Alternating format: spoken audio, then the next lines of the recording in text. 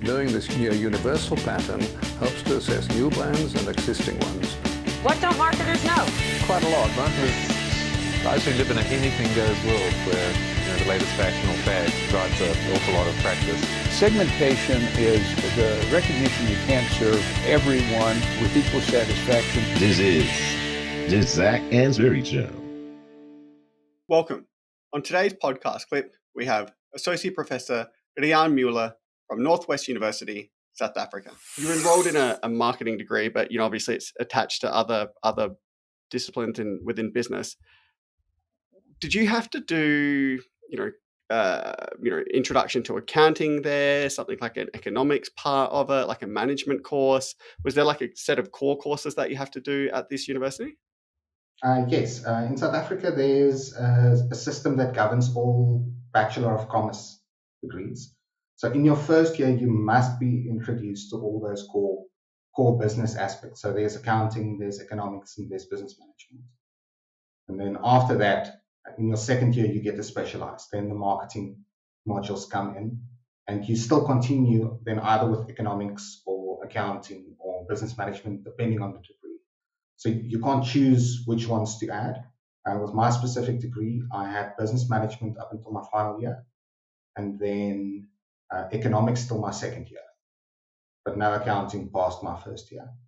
Yeah. So, and did you appreciate being able to get a very a little bit of knowledge in each of these different areas? Was that something you valued in hindsight, or you wish you just in did hindsight? At the time, I didn't. In hindsight, I do. Yes, yeah. I understand now the reasoning behind it. Back then, it didn't make sense.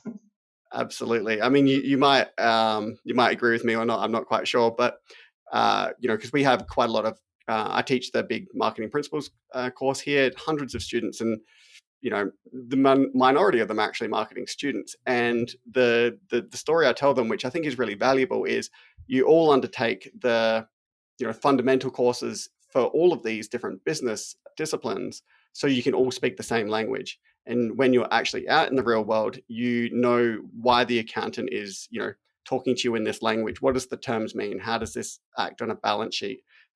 Same things with economics, like what's going on. That's kind of my perspective anyway. And so I kind of then view my role as that lecturer and the person who runs the course as I am teaching marketing students, and I need to give them the fundamentals so they can continue throughout their program.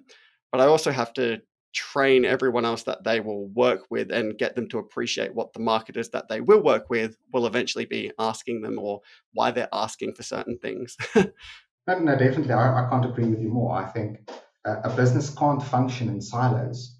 You need to have an understanding of the other departments and how they function. Yeah, exactly. Because you won't just operate within your small little team, that's for sure. Even with the entry-level roles in industry, you will have to deal with people in other departments. I mean, I certainly do, and you would as well, just even within the university sector, like, you attend sort of finance meetings, or you have to understand how the budgets all work. And how big macroeconomic things sort of work with, trade relations with Chinese students or Indian students, for example. That's really kind of fascinating. So you did your undergraduate degree, and you must have fallen in love, as you said, with marketing through the consumer behavior courses, especially. So you decided to continue. You did a postgraduate certificate in education, and that was to be an accredited assessor. Provide me with a little bit of details here. I wasn't quite sure what that meant. Okay, yes. So that's one of that turns that my life took that I didn't understand at the time. But in hindsight, I totally get everything happens for a reason. Yeah. So I graduated in 2008, and I'm sure you felt it over in Australia as well. It was during the massive economic recession. So I was hungry to get into industry. I had job interviews lined up, and then the recession came and they froze all positions. And I was stuck at home without a job. My mom has been a teacher her whole life, and she recommended, okay, but while you wait, why don't you start teaching? There's always a need for teachers. So in order to get the teaching position where I started, I had to enroll for the postgraduate certificate in education. That was a part-time qualifications. So I taught during the morning from 8 to 2 o'clock, and then in the afternoon I had my PGCE classes, as they call it. Okay. Where were you teaching at the university, or were you teaching secondary No, school? I was teaching school kids. Oh, okay. And I must say, I had quite an interesting journey. Yeah. The first teaching role I had was at Ramolele Secondary School. Ramolele Secondary School is a farm school, as they call it here in South Africa. So it's outside town, and I was only teaching to African students. I was the only white person on the premises. And I can't explain to you how much I learned during those times. So I taught there for, I think, about a year. And there I taught subjects from English, science. I taught accounting. When I ended up at the school, I told the principal, no, I didn't have accounting. He's like, you've got a BCom, you'll be fine. Yeah. So I literally had to wait for extra lessons. I was 1 week ahead of them in the syllabus. Yeah. And how old were your students at this time? I taught from grade 9 to 12, so anything from 15 years to 18, roughly. Yeah.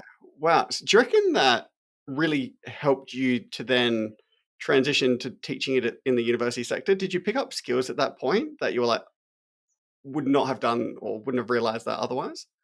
A couple of years back, I did a teaching and learning portfolio where I had to sit down and construct my philosophy, my teaching philosophy.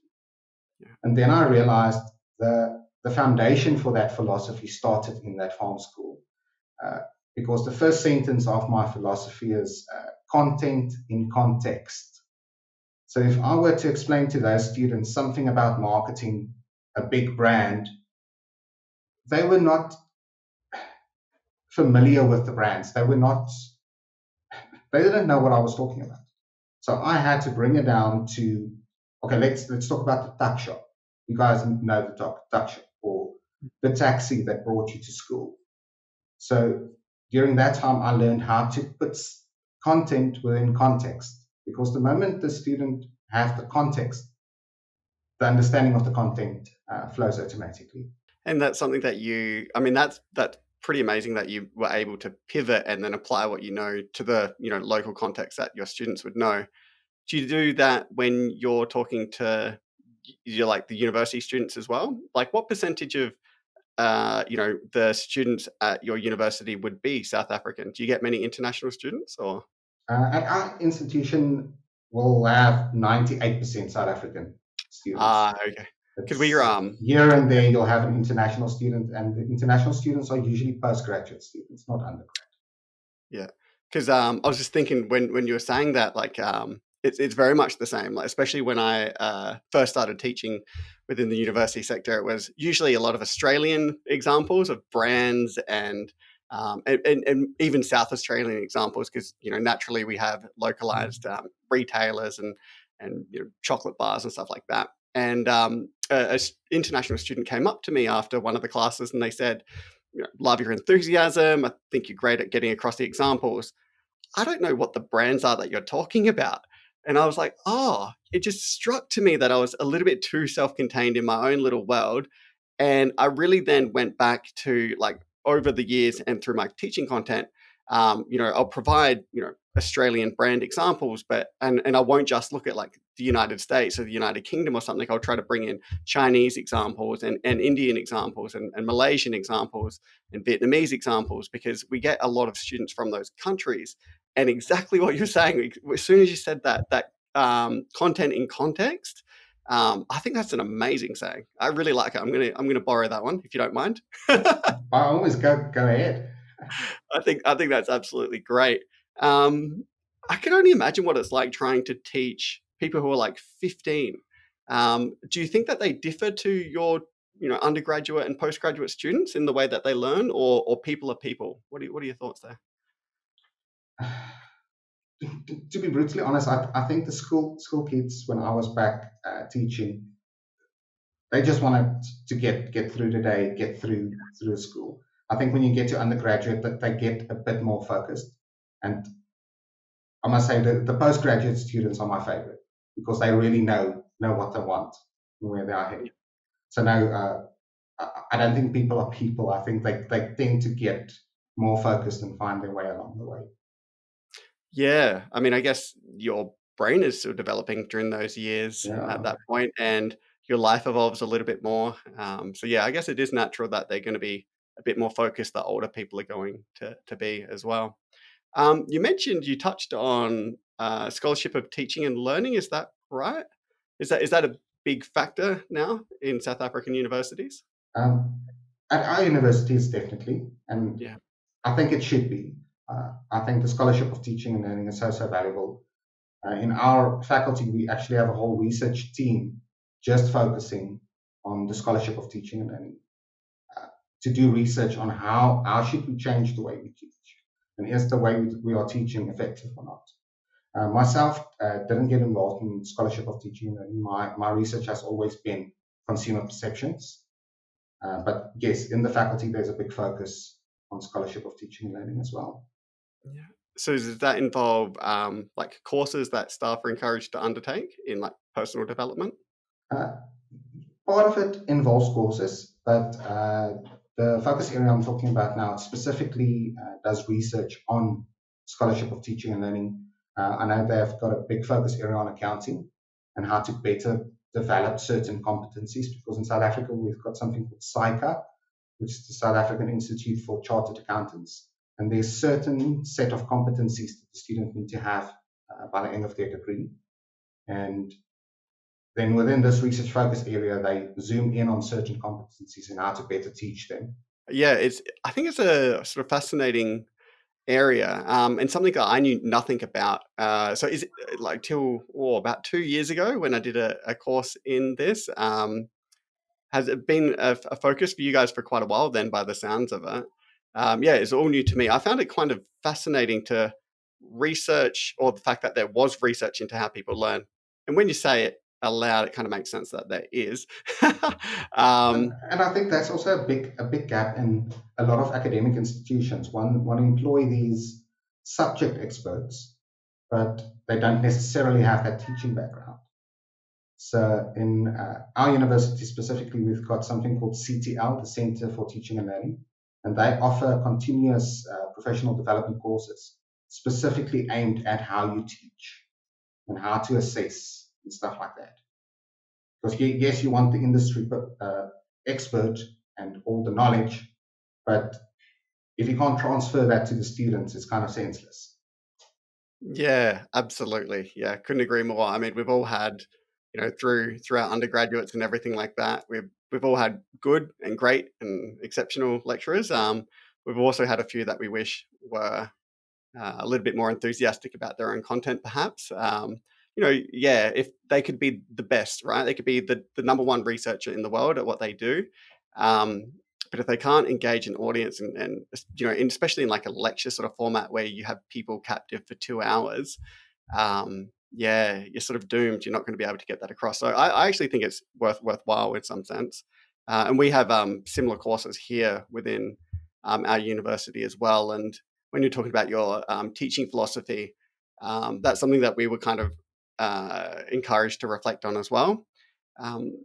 The way I think my teaching philosophy basically boiled down to not treating students as students, but seeing them as humans.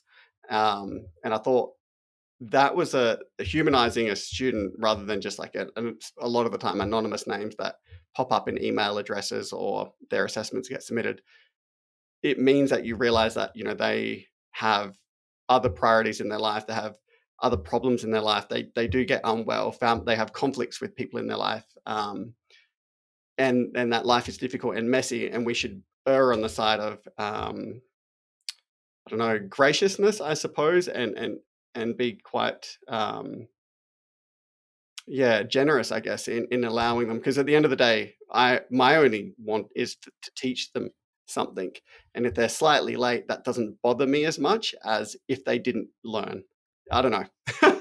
I can relate so much with what you're saying. I think at the beginning of my career, and this is going to sound horrible, but I looked at students as products that I need to deliver.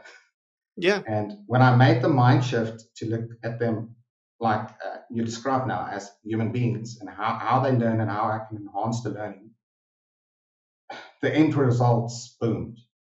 To maybe carry on regarding my teaching philosophy, again, I didn't know anything about teaching philosophies. And then I realized what I'm actually doing is authentic learning. So I don't know if you're familiar with the term authentic learning.